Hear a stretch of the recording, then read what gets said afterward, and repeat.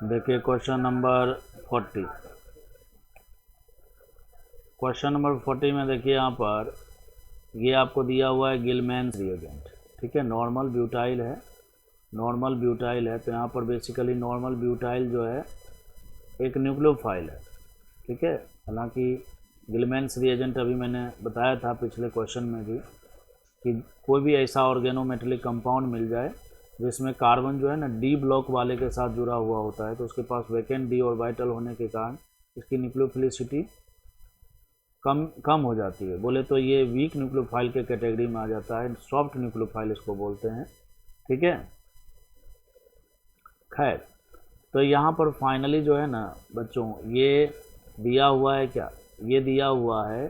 ठीक है, गिलमैन्स रिएजेंट एक न्यूक्लियोफाइल का सोर्स होता है, न्यूक्लियोफाइल का सोर्स होता है। तो यहाँ निगेटिव, यहाँ पॉजिटिव लगा दीजिए। ठीक है, दो दो ब्यूटाइल है तो दो पर निगेटिव, यहाँ भी पॉजिटिव आएगा। दोनों के दोनों देखिए क्या है, मेटल्स ही हैं।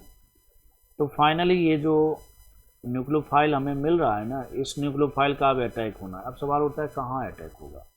तो ये उसी कार्बन पर अटैक करेगा, यहाँ ब्रोमीन है, ये उसी कार्बन पर अटैक करेगा जिस कार्बन पर एक अच्छा लिविंग ग्रुप मौजूद होगा। ठीक है, तो कहने का मतलब है कि कुल मिलाकर यहाँ एक सब्स्टिट्यूशन रिएक्शन होने वाला है। कैसा रिएक्शन होगा, सब्स्टिट्यूशन रिएक्शन। अब चूंकि इस कार्बन पर एक गुड लिविंग ग्रुप मौजूद है, ये न्यूक्लियोफाइल है, तो ये न्यूक्लियोफाइल इसके ऊपर अटैक करेगा, न्यूक्लियोफिलिक सब्स्टिट्यूशन हो जाएगा। ठीक है, तो बताइए उस हिसाब से क्या मिलेगा प्रोडक्ट। तो इस कार्बन पर हमें नॉर्मल ब्यूटाइल जोड़ना है, इस कार्बन पर नॉर्मल ब्यूटाइल जोड़ना है, तो ऑप्शन नंबर ए इसका करेक्ट आंसर होगा। यहाँ पर देखिए गड़बड़ी क्या किया है पता है, गड़बड़ी ये किया है इसने इसी कार्बन पर, इस कार्बन पर जोड़ दिया है नॉर्मल। तो ये तो कंफ्यूज करने के लिए आपको दिया हुआ है, और ये दोनों खैर हो ही नहीं सकता है। क्यों नहीं हो सकता है, क्योंकि देखिए ये ऑक्सीजन का जो लोन पेयर है ना, इसके साथ रेजोनेंस करेगा रिंग में, तो यहाँ पार्शियल डबल बॉन्ड कैरेक्टर है, और यहाँ पर भी पार्शियल डबल बॉन्ड कैरेक्टर है। तो पार्शियल डबल बॉन्ड कैरेक्टर होने के कारण ये अच्छा लिविंग ग्रुप है ही नहीं, और चूंकि ये अच्छा लिविंग ग्रुप नहीं है तो रिएक्शन आगे प्रोसीड करेगा ही नहीं। यहाँ पर देखिए फिर से वही, ये एक प्रकार से अल्काइल लिथियम है। अभी मैंने आपको बताया था हार्ड न्यूक्लियोफाइल के बारे में, जब भी कार्बन जो है एस ब्लॉक वाले के साथ जुड़ा हुआ होता है तो वो हार्ड न्यूक्लियोफाइल की कैटेगरी में आता है। ठीक है, तो यहाँ पर देखिए क्या हो जाएगा, निगेटिव, यहाँ हो जाएगा पॉजिटिव। वैसे पार्शियल निगेटिव पार्शियल पॉजिटिव दिखाना चाहिए क्योंकि कोवेलेंट बॉन्ड है ना, बट आप रिएक्शन कराने के दरमियान जो है आप ऐसा लिख के प्रोसीड कर सकते हो। मैकेनिज्म लगेगा बच्चों SNA क्यों लगेगा, क्योंकि इस कार्बोनिल कार्बन पर देखिए दो दो लिविंग ग्रुप मौजूद है। ठीक है, तो फाइनली क्या होगा, फाइनली पहले ये इधर खुलेगा, एडिशन होगा, फिर क्या होगा, ये दोबारा अटैक, और ये इधर से क्लोरीन, इस मिथॉक्साइड के रिस्पेक्ट में क्लोरीन एक अच्छा लिविंग ग्रुप है। क्यों है, क्योंकि देखिए ऑक्सीजन और क्लोरीन में ज़्यादा इलेक्ट्रोनिगेटिव कौन है, ऑक्सीजन है। तो जो ज़्यादा इलेक्ट्रोनिगेटिव होगा वो ज़्यादा, मैंने उस बॉन्ड का बॉन्ड एनर्जी ज़्यादा होगा। बोले तो ये बॉन्ड ज़्यादा मजबूती से बना हुआ होगा, तो ये वाला बॉन्ड खुल जाएगा। तो फाइनली क्या होगा, तो फाइनली होगा ये कि इस कार्बन से हमें C डबल बॉन्ड O जोड़ना है और फिर OMe जोड़ देना। ठीक है, तो यही हमारा प्रोडक्ट हो गया, option number B correct answer.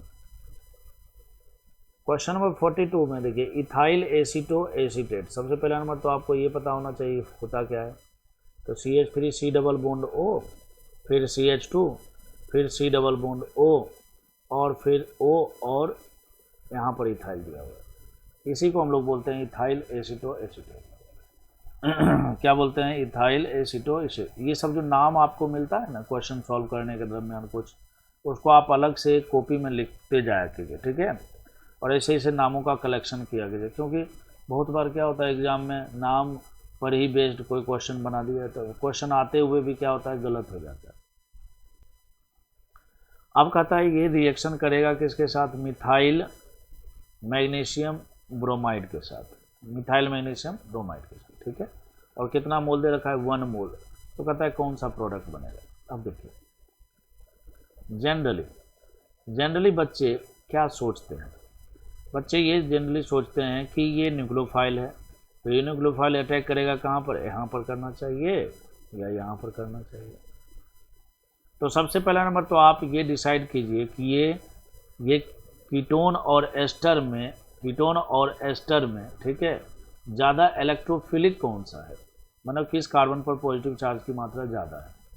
बच्चों इस कार्बन पर पॉजिटिव चार्ज की मात्रा, पॉजिटिव चार्ज क्रिएट कैसे होता है, इलेक्ट्रोनेगेटिविटी डिफरेंस के कारण। मतलब कोई खींचने वाला ग्रुप जो हो वो क्या करता है, इलेक्ट्रॉन अपनी तरफ खींचेगा, यहाँ पर पॉजिटिव चार्ज बनाएगा। तो खींचने वाले ग्रुप जो होते हैं ना वो क्या करते हैं, न्यूक्लियोफिलिसिटी को, मतलब वो क्या करते हैं, न्यूक्लियोफिलिक एडिशन के रेट को बढ़ा देते हैं, और डोनर ग्रुप जो होते हैं वो क्या करते हैं, घटा देते हैं। अब आप सोचिए यहाँ पर CH3 क्या है, एक डोनर ग्रुप है प्लस आई फैक्टर, और यहाँ पर ये क्या है, ये भी एक डोनर ग्रुप है, और ये तो तगड़ा डोनर ग्रुप है, ये तो रेजोनेंस से इलेक्ट्रॉन दे रहा है।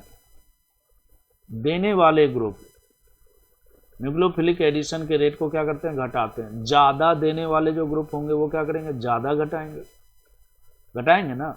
तो यही कारण है कि कीटोन और एस्टर में कीटोन ज़्यादा है ना, कीटोन पर न्यूक्लियोफिलिक एडिशन का रेट क्या होगा, ज़्यादा होगा, मतलब यहाँ पर हम अटैक नहीं करा सकते। अब जैसे ही आप यहाँ पर अटैक कराओगे, तो ये वाला बॉन्ड खुल जाएगा, खुलेगा तो क्या होगा, एडिशन होगा, और एडिशन करके आपको प्रोडक्ट मिलेगा बच्चों। ये ऑप्शन में नहीं दे रखा है, कहीं भी नहीं दे रखा है।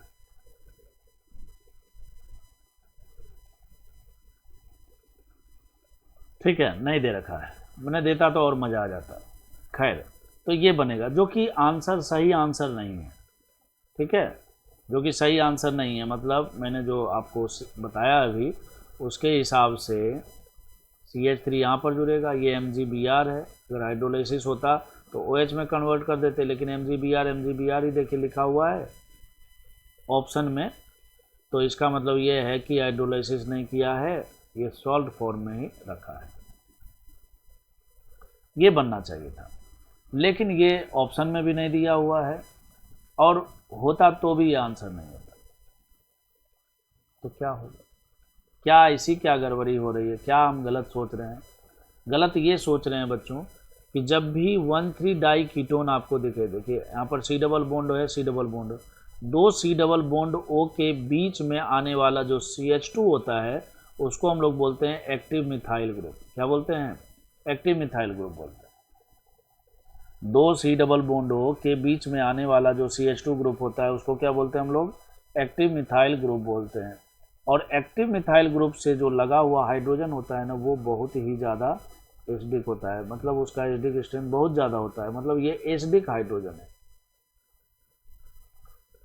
अब चूंकि ये एसिडिक हाइड्रोजन है तो आपको पता है कि कोई भी न्यूक्लियोफाइल होने से पहले या न्यूक्लियोफाइल होने के साथ साथ बेस भी होता है। ठीक है, लेकिन ये बेस वाली भूमिका में तब आता है जब सामने वाले कंपाउंड के पास क्या हो, एसिडिक हाइड्रोजन है। ठीक है, तो इसके पास एसिडिक हाइड्रोजन है, और आपको ये भी पता है कि एसिड बेस रिएक्शन सबसे फास्टर रिएक्शन होता है। तो ये न्यूक्लियोफाइल को अब अटैक करने के लिए देखिए दो साइट है, इधर तो अटैक करेगा ना, ये इधर अटैक कर सकता है, इधर अटैक कर सकता है, या फिर ये शुरू से ही समझें तो एक प्रकार से 3 साइट है, यहाँ अटैक कर सकता है, यहाँ कर सकता है, यहाँ कर सकता है। तीनों में सबसे फास्टली अटैक कहाँ पर होगा, यहाँ पर होगा। क्यों, एसिड बेस रिएक्शन के कारण। समझ रहे हो ना बात को, एसिड बेस रिएक्शन के कारण। तो ये क्या करेगा, यहाँ से हाइड्रोजन निकालेगा, हाइड्रोजन जैसे ही निकालेगा तो क्या बनाएगा, मीथेन बन जाएगा, मीथेन बनेगा, और साथ ही साथ यहाँ पर नेगेटिव, और इस नेगेटिव से जुड़कर ये MgBr के रूप में इस तरह से सॉल्ट फॉर्म में मिलेगा। तो ऑप्शन नंबर C इसका करेक्ट आंसर है। ठीक है।